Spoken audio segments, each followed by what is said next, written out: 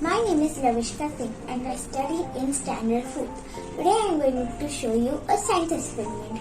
For this experiment we need a candle, earbud and the lemon juice.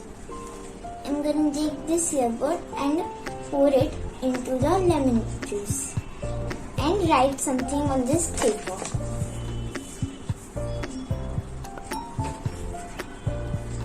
Okay. Now I will light up this candle. Here I have lit my candle.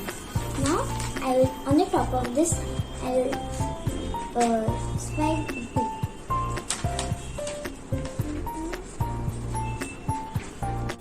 Okay, so this is the final result.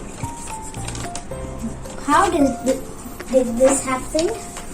When the acid of the lemon comes in contact with the heat of the candle, a brownish substance is formed. That is how this has happened. Hope you all like this.